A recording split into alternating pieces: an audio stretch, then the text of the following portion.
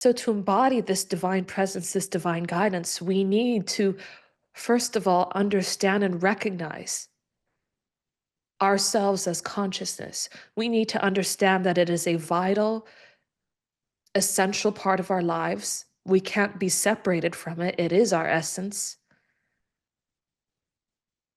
It is the very essence that substantiates and programs our realities. It is the very fiber of our beings.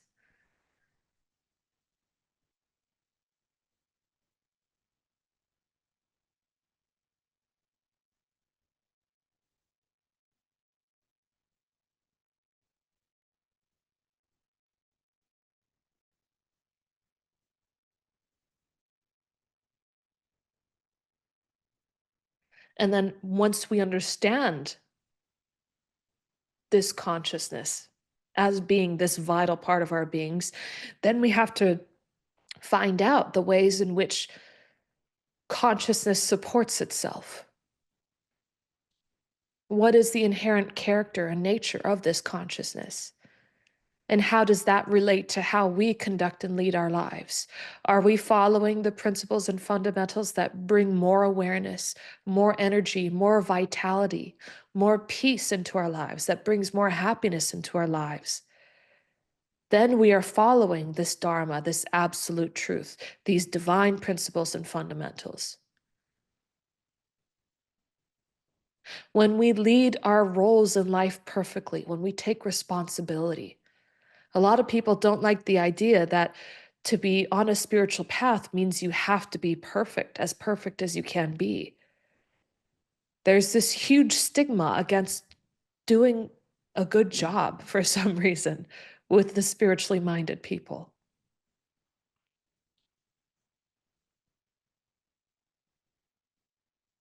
But if we understand the nature of consciousness is perfection, then why would we not want to embody that as much as possible? Why would we not want to embody that perfection? By conducting our lives as perfectly as possible. You are drawing strength from consciousness itself. You are drawing something that is fundamentally inherent. It reminds you of your nature when you fulfill your role in life perfectly, when you bring all of your focus and attention to your task at hand, when you pull all of your attention and drive it forward with courage, with strength, right? Everything that comes to us in life is a result of our own consciousness wanting to work things out for us. Every time we have a moment of struggle, where we have a moment of opposition, whether the opposition is outward or inward, right? Where we have something that almost seems like it's defying us, or it's telling us or making us want to stray from the path of leading that life of responsibility and perfection, taking responsibility for ourselves, whether it's fear, whether it's delusion, whether it's simply we just don't want to.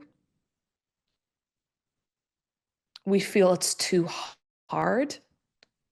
We have to understand that anything that pulls us away from taking responsibility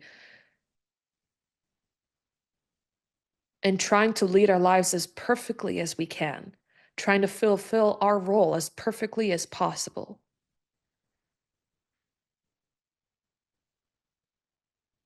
then that itself is delusion.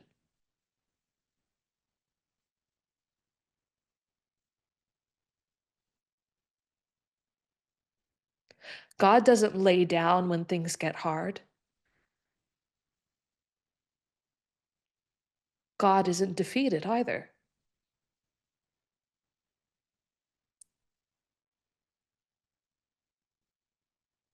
If we feel defeated, if we feel like we weren't able to do something properly or accomplish it, we are missing something. So it's a time for that self reflection, to reassess the energies, to reassess everything we're bringing into that action, into whatever we're trying to do in our lives, to reassess and reevaluate where we're coming from. Are we in alignment? Are we disciplined within our bodies, within our emotions, within our minds to following this perfectly? A lot of people think just the physical action, right? Let's say you want to wash your dishes and you're saying, I'm going to fulfill this perfectly as possible. But they don't realize the whole time while they're washing the dishes might be perfect, they might be shining. But maybe your mental and emotional state is full of chaos. It's full of hate. It's saying, I don't want to do the dishes, or I'm better than this. I shouldn't be having to do the dishes. That fight within you is the fight that you must overcome. That is your opponent. That is your worthy opponent, worthy of your soul. Because anything that's hard for you have to understand that you use more strength, you draw more strength from God and from your spirit than when it's easy. If you want to develop your muscles in the gym, you're not going to lift just 5 pound weight every single time. You're going to start off with 5 pounds. And then when that becomes easy, you move on to 10 pounds. You increase the weight if you want to increase your abilities. Similarly, we need to draw out more of this strength, more of this manifest divinity into our lives. And in order to do that, we need a worthy opponent. We need something worthy of our divinity. We need something worthy of that strength. And it's only a good opponent, a hard opponent, that can bring out that strength in us. You don't get strong by taking the easy route.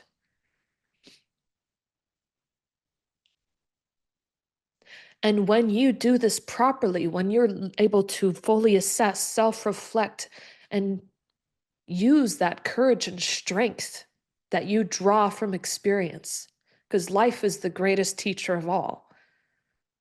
And every moment, you don't need some, shining magical practice or exercise. Life is the practice. Life is the exercise. Life is the greatest spiritual practice there is.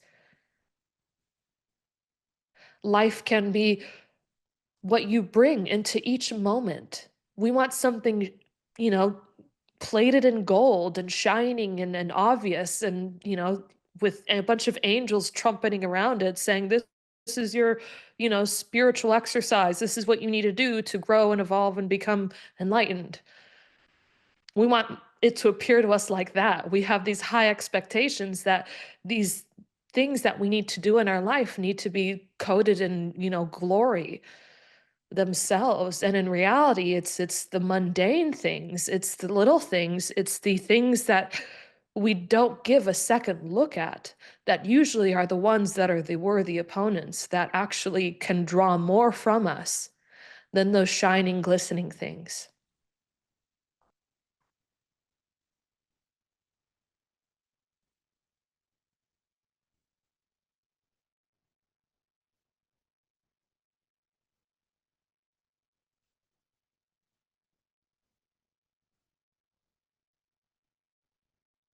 And as we raise in consciousness, as we become more aware, as more of this strength manifests into our lives, as well as this light being transmitted to us from an enlightened teacher, right? We gain this clarity and this awareness, and we're able to be in tune with our intuition. Our intuition is just being in tune with the spirit.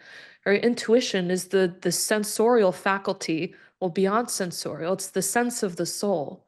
It's how the soul perceives life. And the soul perceives life as complete because the soul is complete. That's the nature of God, is that completion. It is happiness, it is self-effulgence. So the nature of the soul is the same. It is our connection to God. It is that divine presence. So if we're operating with our intuition, our intuition sees things as whole and complete. It does not perceive things from the partiality of the senses or the mind or the emotions. The minds, our thoughts, our emotions, our senses, they chop reality into little tiny bits. They segregate and categorize reality. So you never perceive everything altogether. You perceive things that make reality a very particular way. And so long as we see life as a very particular way, it's right when you're a little kid in kindergarten and you're learning the alphabet, you don't know what those symbols like A, B, C, D, you don't know what those letters mean yet. You don't know what those wiggly lines mean.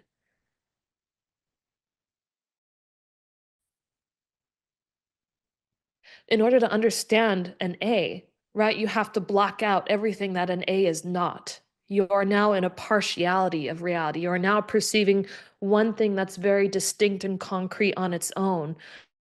But in order to do that, in order to see an A like that, we have to recognize what an A is not as well. An A is not like this. An A is not something else. An A looks very specifically like this.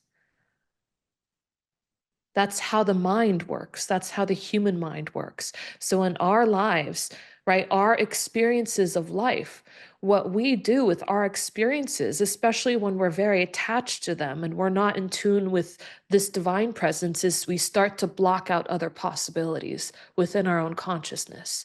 We start to block out other things that can't exist if this exists.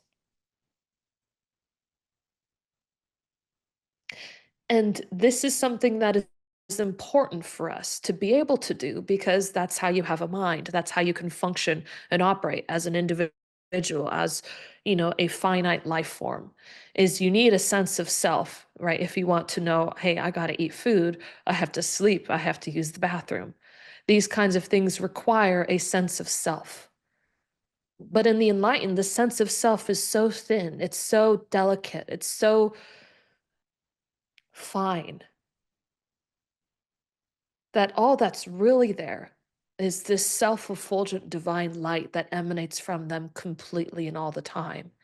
And to be in that presence, even for a moment, can change you completely. It can dissolve all your old parameters of being and make available to you entirely new parameters, entirely new possibilities. It makes things available to you. It brings greater awareness and energy into your life. And you need more awareness in order to know how to live life in accordance with those divine principles and fundamentals, how to lead your life in accordance with more divine grace.